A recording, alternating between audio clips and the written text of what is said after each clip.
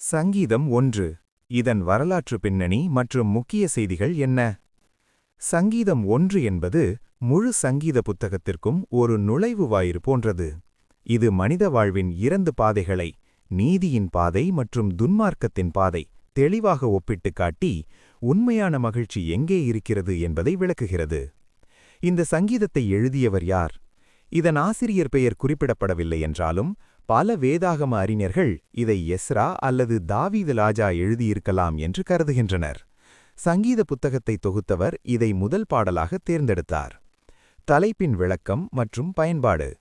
இந்த சங்கீதத்திற்கு எபிரேய மூலத்தில் தலைப்பு ஏதும் இல்லை. இது ஒரு ஞான சங்கீதம் என்று அழைக்கப்படுகிறது. யூதர்கள் இன்றும் தங்கள் தினசரி வழிபாட்டின் தொடக்கத்தில் இதை பயன்படுத்துகின்றனர். இது அஷ்ரே என்ற வார்த்தையுடன் தொடங்குவதால் ஆசீர்வாதமான வாழ்வுக்கான வழிகாட்டியாக கருதப்படுகிறது.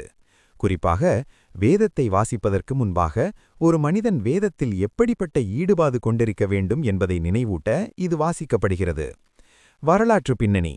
இது ஒரு குறிப்பிட்ட வரலாற்று சம்பவத்தால் விளைந்தது என்பதை விட, இஸ்ரவேல் ஜனங்கள் பாபிலோனிய சிறையிருப்பிலிருந்து திரும்பிய பிறகு அவர்கள் மீண்டும் வேதத்தை நேசிக்கவும் அதன் மூலம் தங்கள் தேசத்தை கட்டியெழுப்பவும் வேண்டிய சூழலில் இது முக்கியத்துவம் பெற்றது.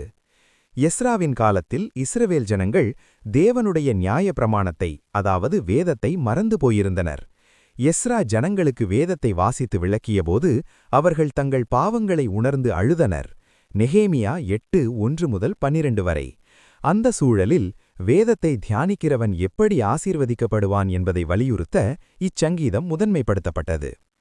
முக்கியமான எபிரேய வார்த்தைகள். அஷ்ரே 1வது வசனத்தில் பாக்கியவான். இது ஒருமையிலில்லாமல் பன்மையில் வருகிறது. அதாவது வேதத்தின்படி நடப்பவனுக்கு பல மடங்கு ஆசீர்வாதங்கள் கிடைக்கும் என்பதை குறிக்கிறது.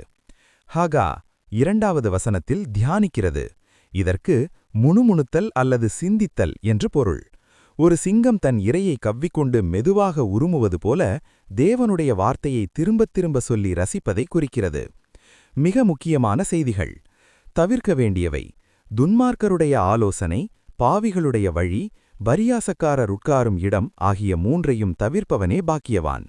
தியானத்தின் மேன்மை. கர்த்தருடைய வேடத்தில் பிரியமாயிருந்து அதை தியானிக்கிறவன் ஆற்றுக்கால்களின் ஓரமாய் நடப்பட்ட மரத்தைப் போல இருப்பான். துன்மார்க்கரின் முடிவு. துன்மார்க்கர் காற்றினால் பறக்கும் பதரை போல இருப்பார்கள். அவர்கள் நியாய தீர்ப்பில் நிலைநிற்க மாட்டார்கள். தேவனுடைய கவனிப்பு. நீதிமான்களின் வழியை தேவன் அறிந்திருக்கிறார். மேசியாவை பற்றிய செய்திகள் மற்றும் தீர்க்க தரிசனங்கள். பூரண நீதிமான். உலகில் எல்லா மனிதர்களும் ஏதோ ஒரு விதத்தில் வழிவிலகி போனவர்களே. எனவே சங்கீதம் 1இல் சொல்லப்பட்டுள்ள அந்த பூரண பாக்கியவான் மேசியாவாகிய இயேசு கிறிஸ்துவே. அவர் ஒருவரே பிதாவின் வேதத்தில் முழுமையாக பிரியமாயிருந்து பாவிகளுக்கு விலகி வாழ்ந்தவர். ஜீவத் தண்ணீர். வசனம் 3இல் சொல்லப்பட்டுள்ள நீரோடை கிறிஸ்து தரும் ஜீவத் தண்ணீருக்கு நிழலாட்டமாக இருக்கிறது. யோவான் 4:14. கிறிஸ்துவில் நிலைத்திருப்பவர்களே வாடாத இலைகளைப் போல நித்திய வாழ்வை பெறுவார்கள். சுருக்கமாக, சங்கீதம் 1 தேவனுடைய வார்த்தையில் வேரூன்றிய வாழ்வு என்றும் வாடாது. வேதத்தை மறந்த வாழ்வு காற்றோடு பறக்கும் பதராகும். ஆமேன்.